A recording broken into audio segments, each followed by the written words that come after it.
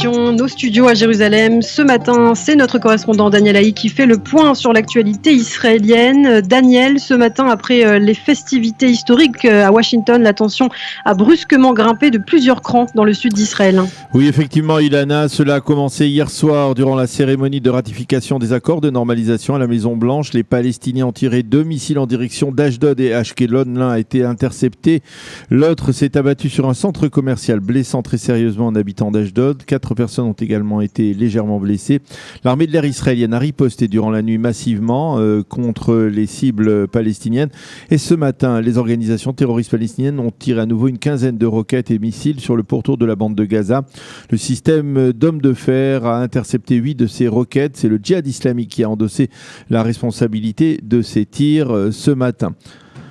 On en sait un petit peu plus ce matin justement sur la teneur des accords de normalisation signés hier solennellement à la Maison-Blanche par Benjamin Netanyahou, Abdallah Ibn Zayed, chef de la diplomatie émirati, et Abdel Latif Laizani, chef de la diplomatie du Bahreïn. Dans l'accord entre Israël et les Émirats, il est écrit que les deux pays ont décidé d'instaurer la paix entre eux, de nouer des relations diplomatiques normales qui incluent l'ouverture prochaine d'ambassades et la signature d'accords de coopération dans divers secteurs.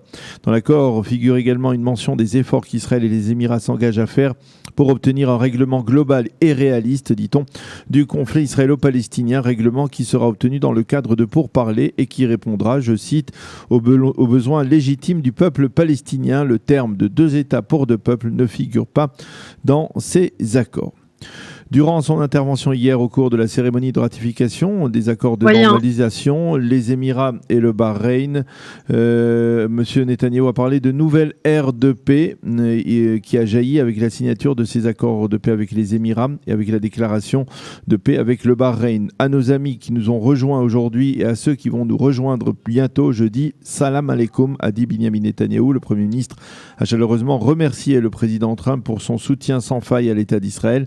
Il a également remercier le prince héritier des Émirats, Mohamed Ben Zayed, et le roi du Bahreïn, Ahmed Ben Issa. Vous avez apporté l'espoir à tous les enfants d'Abraham, a dit le Premier ministre. Selon lui, l'arrivée de nouveaux partenaires dans le processus de normalisation pourrait marquer même la fin du conflit israélo-arabe.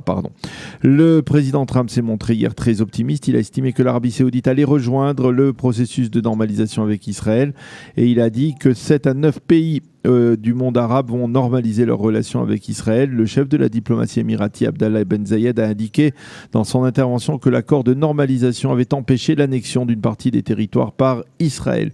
À noter qu'hier soir, le gouvernement saoudien s'est réuni sous la présidence du roi Salman et a publié un communiqué dans lequel il réaffirmait son soutien à la cause palestinienne. Israël se prépare à entrer dans un second confinement dans un peu plus d'une 50aine d'heures à la veille de Rosh Hashanah. Il a finalement été décidé de cesser les cours dans les établissements scolaires à partir de demain jeudi. En perspective du confinement, il a été décidé que les restaurants devront se contenter de faire des livraisons de repas à domicile. Les hôtels et chambres d'hôtes seront fermés, tout comme d'ailleurs la grande synagogue de Jérusalem qui accueille des milliers de fidèles durant les fêtes de Tishri. On a recensé jusqu'à présent 534 malades dans un état grave et 138 sous assistance respiratoire. Le nombre de décès depuis le début de la crise, 1147. Et puis Daniel, nous terminerons ce journal par un titre juridique. Oui, en effet, c'est aujourd'hui que la Knesset doit débattre de la formation d'une commission d'enquête qui déterminera si certains juges ont outrepassé leurs fonctions et ont siégé dans des dossiers dans lesquels ils avaient un conflit d'intérêts personnels. Il s'agit d'un projet de loi que le parti Yamina entend faire passer.